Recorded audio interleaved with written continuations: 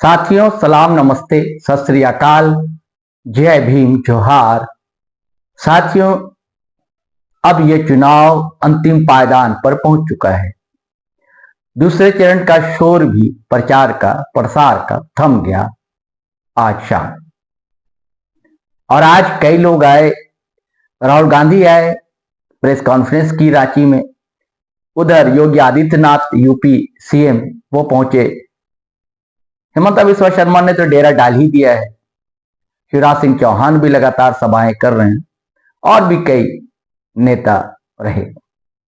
लेकिन अभी भी जलवा जो है टाइगर जयराम महतो, कल्पना सोरेन का बरकरार है। हेमंत सोरेन तो है ही अपनी जगह। भारतीय जनता पार्टी लाख कोशिशें कर रही है, अब देखिए कितना कामयाब हो पाती है। दरअसल ये चुनाव दोस्तों झारखंडी अस्मिता और जो लाइन है भारतीय जनता पार्टी की, हिंदू राष्ट्रवादी अस्मिता को लेकर है। ये लड़ाई भीतरी और बाहरी की लड़ाई है। ये लड़ाई झारखंड वासियों की है, घुसपैठियों की है। ये लड़ाई खतियान 1932 के लिए है। ये लड़ाई नियोजन नीति के लिए है। ये लड़ाई इसलिए है कि क्या कॉर्पोरेट का कब्जा झारखंड पर हो जाएगा। ये लड़ाई युवाओं के रोजगार की। दोस्तों, आज हम बात करेंगे, इस चरण में तो 38 सीटें हैं, लेकिन उत्तरी छोटा नागपुर की कुछ अहम सीटें और दक्षिणी छोटा नागपुर की एक सीट, उसकी चर्चा करेंगे। कई सीटों की चर्चा हम पिछले वीडियो में कर चुके हैं और अगले वीडियो में और चर्चाएं करेंगे। सवाल है कि क्या कल्पना सोरेन, टाइगर जयराम महतो जीत रहे हैं, तो क्या दूसरी ओर बाबूलाल मरांडी और सुदेश महतो की सीट फंस गई? क्या जनता ने इन दोनों को धूल चटाने का निर्णय ले लिया? तो दोस्तों, मैं पूरी कहानी बताऊं इससे पहले आपसे गुजारिश है, आग्रह है कि आप हमारा चैनल अगर सब्सक्राइब नहीं किया है तो कर लीजिए, और सब्सक्राइब कर लिया है दोस्तों तो ज्वाइन बटन जरूर दबाइए। थोड़ी बहुत राशि का भुगतान करना होगा, वो हमारे लिए बड़ा सहयोग होगा आपका। और दोस्तों, वीडियो धड़ाधड़ फटाफट खटाखट लाइक कीजिए, शेयर कीजिए और कमेंट कीजिए। साथियों, अब ब्रेक लेने दीजिए थोड़ी देर की, फिर अपन मिलते हैं।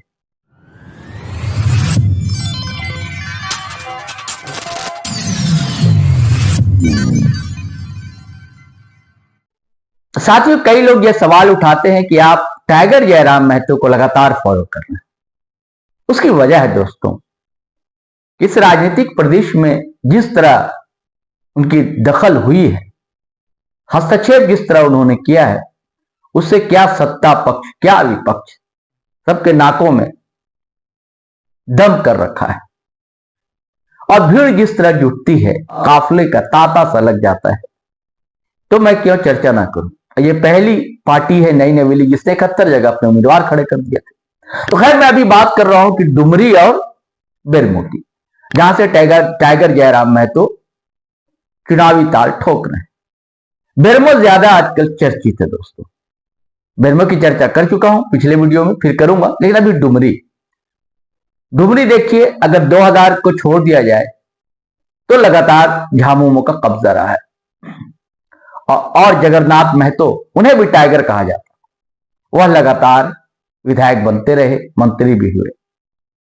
और यह भी उल्लेखनीय है कि खतियान 1932 का सवाल उन्होंने प्रमुखता से उठाया था। अचानक उनकी कोरोना में मौत हो जाती है, उपचुनाव होता है, तो उनकी पत्नी चुनाव लड़ती है, बेबी देवी। उससे पहले मंत्री पद की शपथ उन्हें दिलवा दी जाती है और उपचुनाव भी वो जीत लेती। वो उपचुनाव था, कहा जाता है कि एक सहानुभूति थी लोगों के मन में, तो वो चुनाव जीत गए। अब ये फुल फ्लेज चुनाव है। इन्होंने जो भी कार्यकाल गुजारे हैं, विधायक रहते, मंत्री रहते, इन्होंने क्या किया है। हालांकि लोग टाइगर जगन्नाथ महतो के कामों की भी चर्चा काफी कर रहे हैं। यहां पर आजसू ने फिर यशोदा देवी को उतारा है। उनके पति भी आंदोलनकारी रहे हैं, लगातार वो भी चुनाव लड़ते रहे हैं। उनकी पत्नी भी लगातार चुनाव लड़ रही। आजसू के लिए प्लस पॉइंट यह है कि इस बार भारतीय जनता पार्टी ने कोई उम्मीदवार उतारा नहीं है, क्योंकि अलायंस है। आजसू का और भाजपा का। अब पूरी ताकत झोंक दी है झामुमो ने, कांग्रेस ने और लेफ्ट की पार्टियों ने अपने गठबंधन के उम्मीदवार बेबी देवी के, जो कि झामुमो के प्रत्याशी, और उधर उत्साहित है जेएलकेएम की टीम, क्योंकि जब लोकसभा चुनाव लड़ रहे थे टाइगर जयराम महतो गिरिडीह से थे उम्मीदवार, तब सबसे अधिक मत उन्हें डुमरी विधानसभा में हासिल हुआ था। 90,000 वोट उन्हें मिले थे। तो हौसले को पंख तो ये मत देता है, लेकिन उनके पीछे जिस तरह पागल है, दीवाना है युवाओं का तबका, और कहा जाता है कि युवाओं का वोट सबसे अधिक है, भारत युवाओं का देश। उनके रैलियों में, उनकी सभाओं में जिस तरह भीड़ उमड़ रही है, वो बहुत कुछ कहानी कह जाती। अब मुकाबले में आ गए हैं, काफी निकट का मुकाबला है बेबी देवी से।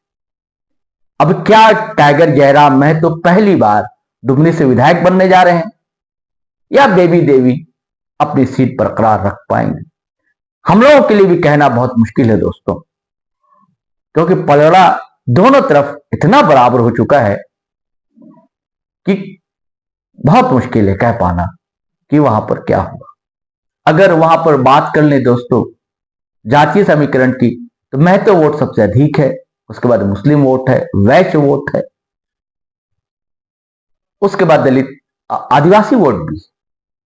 लेकिन आदिवासी वोट उतना नहीं, लेकिन इतना है कि अगर किसी तरफ एकजुट चला जाए और वो प्लस हो जाए उसके साथ महतो वोट, मुस्लिम वोट, तो इसको लेकर कहा जा रहा है कि बेबी देवी का पलड़ा भारी। लेकिन उधर कुर्मी समाज से ही टाइगर जयराम महतो भी आते हैं, जिससे बेबी देवी आती है, उनका मत प्रतिशत काफी अधिक है, और तीसरी प्रत्याशी वो भी कुर्मी समुदाय से आती है।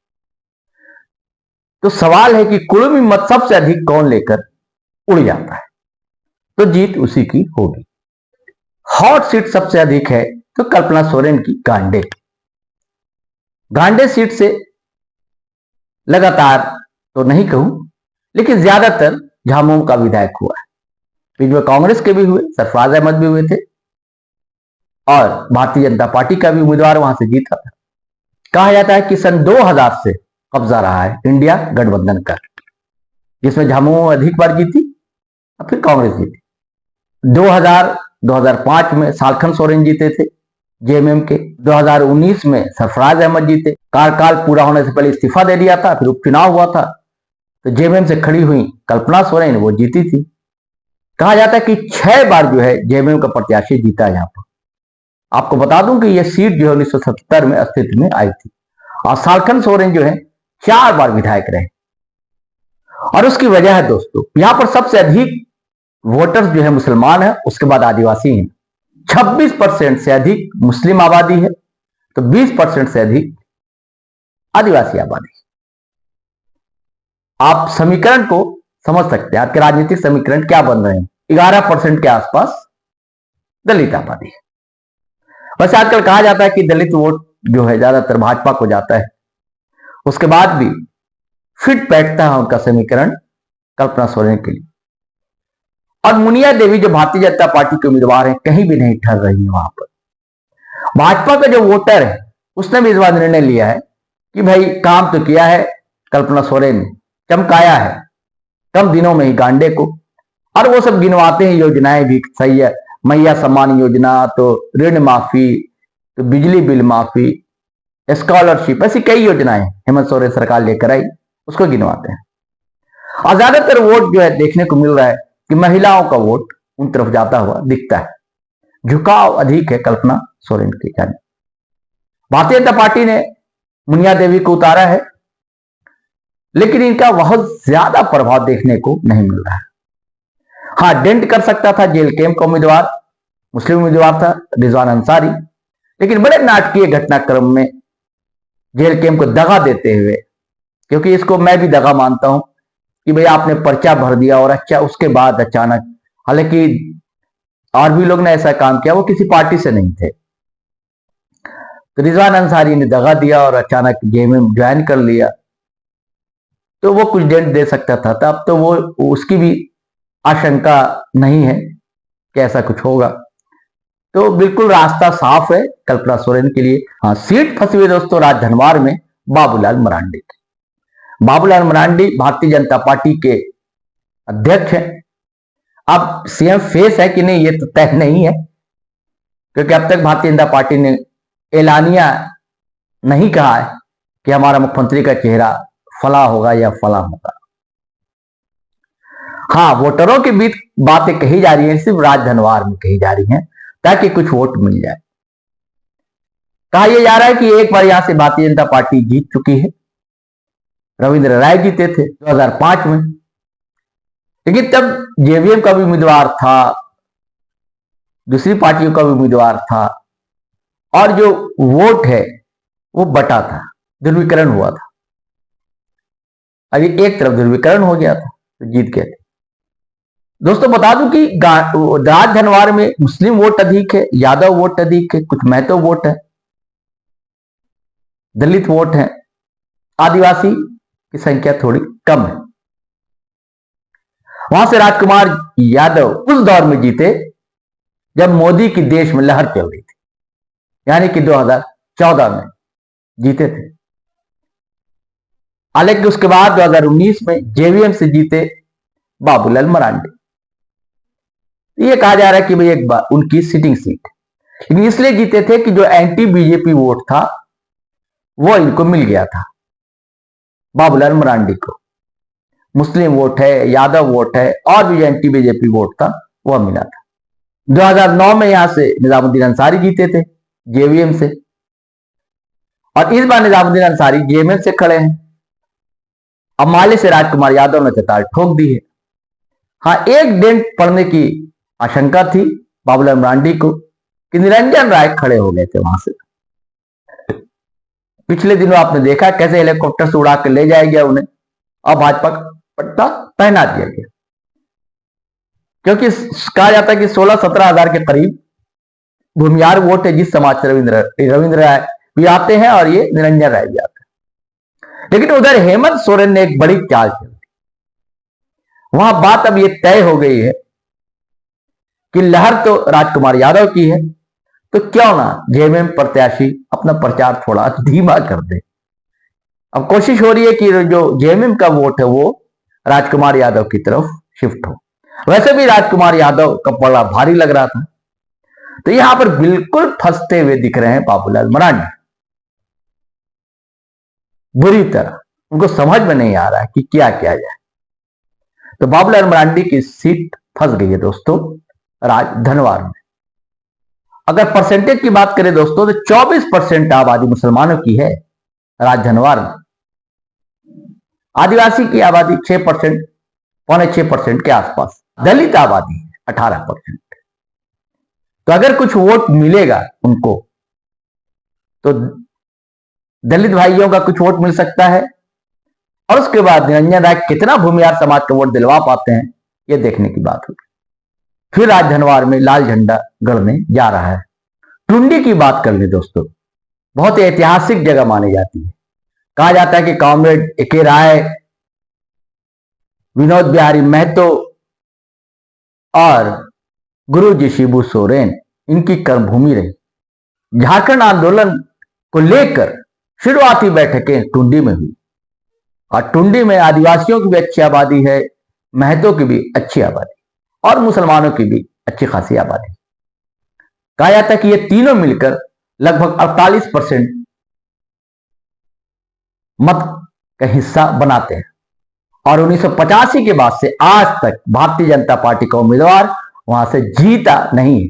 हाँ, फिलहाल जो उसकी सहयोगी आजसू, उसको जीत जरूर मिली। उसकी वजह थी कुर्मी वोट, महतो वोट। तीसरी इस बार कोशिश है भाजपा की कि महतो वोट झटका जाए, और उसने उतार दिया है विकास महतो को। लेकिन उधर जेल केम ने भी अपना प्रत्याशी टुंडी में उतार दिया है। उनके वरीय उपाध्यक्ष मोतीलाल महतो, उनका भी दबदबा बढ़ता जा रहा है। और यहां से लगातार कई टर्म से विधायक हैं जेएमएम से मथुरा प्रसाद महतो, कद्दावर लीडर हैं जेएमएम के। तो यहां क्या होगा, खेल, बड़ा खेल होने जा रहा है। क्या मथुरा प्रसाद महतो सीट बचा पाएंगे? अगर आप जनता से बात करें, अगर सोशल मीडिया को छोड़ दें, तो मोतीलाल महतो दूसरे स्थान पर नहीं, तीसरे स्थान पर पहुंचते हुए दिखते हैं। और लड़ाई जो है मथुरा प्रसाद महतो और भाजपा के विकास कुमार महतो में दिखती है। अब दोस्तों बात कर ले बगोदर की। महतो वोट यहां भी है, मुस्लिम वोट भी है और भी जातियों का वोट, लेकिन इन जातियों के वोट से इतर एक ऐसा लीडर बगोदर में उभरा था जो जन नायक बना, वह थे कॉमरेड महेंद्र सिंह। वो ऐसा लीडर जो रात को भी आप फोन कर लें 2 बजे रात को तो वो आपके द्वार पर मिल जाएगा। ऐसे लीडर थे महेंद्र सिंह। महेंद्र सिंह का सम्मान भी हर दलों में था, हर पार्टियों के लोग उनका सम्मान करते। और झारखंड की विधानसभा में एक मुखर आवाज थी महेंद्र सिंह की, लेकिन उनकी हत्या कर दी जाती। उसके बाद चुनाव होते हैं तो उनके साहबजादे सुपुत्र विनोद सिंह को माले टिकट देती है सीपीआई एमएल, और विनोद सिंह फिर विधायक बनते हैं। और अभी भी सिटिंग एमएलए विनोद सिंह है। बीच में भारतीय जनता पार्टी ने उन्हें पटखनी दी। 24 साल तक यहां माले का कब्जा रहा। सिर्फ 2014 में जब मोदी लहर थी, हालांकि माले के उम्मीदवार राजकुमार यादव राजधनवाद से जीत गए थे, लेकिन उस लहर में खुद को बचा नहीं सके विनोद सिंह, और नागेंद्र महतो यहां से चुनाव कमल छाप पर जीत गए थे। उसके बाद आपको बताया कि कॉमरेड महेंद्र सिंह की हत्या के बाद 2 टर्म 2005-2009 में विधायक बने विनोद सिंह। 14 में हारे, लेकिन 2019 में फिर अपनी सीट हथिया ली। और विनोद सिंह भी काफी सहज है, सरल है, हृदय के व्यक्ति, और उनका भी प्रयास रहता है लोगों से मिलना जुलना। आप कभी भी उनको कॉल कर लें, वो उपलब्ध रहते हैं। कभी व्यस्तताएं रहती हैं, कुछ शिकायतें भी मिलती हैं लोगों की, लेकिन अभी जैसी लहर चली है, हालांकि वहां पर जेएलकेएम ने भी एक प्रत्याशी उतारा है, मुस्लिम प्रत्याशी डॉक्टर सलीम है। हालांकि वो डॉक्टर है नहीं, इस पर बड़ा विवाद हुआ। झोला छाप है, डॉक्टर हैं सलीम खड़गे। जेएलकेएम की ये कोशिश थी कि मुस्लिम वोट वो काट सके वहां पर, लेकिन बहुत ज्यादा जैसी हमारी वहां के लोगों से बातचीत हुई, डॉक्टर सलीम साहब ना महतो वोट काट पा रहे हैं, ना मुस्लिम वोट काट पा रहे हैं। और अगर महतो वोट कुछ काट पा भी रहे हैं तो वो नुकसान सीधे सीधे भारतीय जनता पार्टी को हो रहा है। इसलिए यहां पर कॉमरेड विनोद सिंह का रास्ता बिल्कुल साफ दिखलाई देता है। वो जीत के पथ पर सवार है कॉमरेड विनोद सिंह। जातीय समीकरण की अगर बात कर ले दोस्तों, यहां पर दलित वोट 12% है और आदिवासी वोट नाम मात्र का है 2% के आसपास। हाँ, मुस्लिम वोट जो है 20% है बगोदर विधानसभा में। और उसके बाद वैश्य समाज का वोट है, सवर्ण समाज का वोट है। तो विनोद सिंह भी सवर्ण समाज से आते हैं, तो वो वोट भी कुछ मिलना ही तय है उनको। मुस्लिम वोट कुछ कटेगा भी तो ज्यादा बंच जो है इधर जाएगा। हाँ, मैं तो वोट में बहुत ज्यादा डेंट नहीं लगा पाने की स्थिति में लग रहे हैं, लेकिन फिर भी कुछ वोट तो मिलेगा। क्योंकि मैं 2 साल पहले वहां गया था, कई महतो समाज के लोगों से भी हमारी बात हुई थी। तो महेंद्र सिंह को जिस तरह वो याद कर रहे थे, अतुलनीय है दोस्त। मैं कई जगह घूमता हूं, लेकिन किसी नेता को लेकर ऐसी आत्मीयता, ऐसा अपनापन कि आंखें डबाए आए लोगों की याद करते हुए बहुत कम देखने को मिलता है। तो उनकी विरासत को विनोद सिंह संभाल रहे हैं। कितना संभाल पाते हैं ये तो देखने की बात होती है, अभी और समय बताएगा। लेकिन अब तक तो जैसा रिस्पांस मिल रहा है लोगों का, तो स्थिति उनकी पॉजिटिव दिखलाई दे रही है। अब आ जाते हैं दोस्त सुदेश महतो, आसू सुप्रीमो, क्या अपना किला बचा पाएंगे? सिल्ली में बुरी तरह फंस चुके हैं सुदेश महतो। दरअसल यहां भी एक 2 नौजवान लीडर उन्हीं के समाज का खड़ा है। एक अमित, बातें चल रही थी कि वो अपनी पार्टी से खड़े होंगे, खतियानी पार्टी से, फिर बात चली कि जेएलकेएम से खड़ेंगे, टाइगर जयराम महतो के मित्रों में से हैं। लेकिन टाइगर जयराम महतो ने जुझारू साथी वरीय उपाध्यक्ष पार्टी के देवेंद्र नाथ महतो को टिकट दे दी, और उधर फिर अमित महतो ने जेएमएम का दामन थाम। तो तो जेल कैंप से देवेंद्र नाथ महतो लगातार मेहनत इधर 2-3 महीनों से करते रहे। इससे पहले भी छात्र युवाओं के मुद्दे को लेकर बड़े मुखर रहे हैं, पुलिस की लाठियां तक खाई हैं, जेल की सलाखों में भी महीने गुजारे हैं। इसका असर देखने को मिल रहा है। अब पद यात्रा भी की है उन्होंने, गांव गांव घूमा और अभी भी घूम रहे हैं। बहुत बड़ी सभाएं नहीं होती उनकी, पॉकेट सभाओं में जो असर दिख रहा है उसने बेदम तो कर दिया है सुदेश महतो को। गढ़ तो कहा जाता है सुदेश महतो का, लेकिन गढ़ टूट भी चुका है। अमित महतो हरा चुके हैं इनको। उसके बाद एक उपचुनाव हुआ था तो उनकी पत्नी वो हरा चुकी है सुदेश महतो को। तो 2 बार हार का स्वाद चख चुके हैं। इस बार कहा जा रहा है कि भाजपा से गठबंधन है। अब देखिए क्या फायदा होता है। कहा जाता है कि वहां पर महतो की अगर आबादी 30% के आसपास है तो मुंडाओं की आबादी भी, मुंडा आदिवासी को भी इससे कम नहीं। और उसके बाद जनरल वोट है, कुछ मुस्लिम वोट है, लेकिन मुस्लिम वोट वहां पर कम है। तो ध्रुवीकरण की कोई संभावना भारतीय जनता पार्टी के लिए तो है नहीं कि ध्रुवीकरण कर लें। अब महतो वोट है, किसको कितना महतो वोट मिलेगा यह सवाल है, और आदिवासी वोट किधर जाएगा यह प्रश्न खड़ा होता है। अब दोस्तों मैं बात क्यों कर रहा हूं टाइगर जयराम महतो की और देवेंद्र नाथ महतो की। वो तब जीते थे सुदेश महतो 2019 में, तब सियासी पटल पर यह सितारा उभर कर सामने नहीं आया, और जब उभरा तो उससे सिल्ली भी अछूती नहीं रही। और पिछले दिनों जो लोकसभा चुनाव हुआ था दोस्तों, आपको बता दूं कि रांची लोकसभा में सिल्ली विधानसभा सीट पड़ती, तो देवेंद्र नाथ महतो उम्मीदवार थे। इन्हें प्रचार का भी टाइम नहीं मिल सका था, कुछ दिन पहले ही जेल से आए थे ये, लेकिन 40,000 से अधिक वोट इन्होंने सिल्ली विधानसभा से हासिल कर लिया, जो इसका संकेत है कि सुदेश महतो को अब कुर्मी समाज ने इग्नोर करना शुरू कर दिया। हालांकि उनके तरफ प्लस पॉइंट यह है कि कहते हैं लोग कि उन्होंने काम तो किए, लेकिन अब सवाल अस्मिता का है।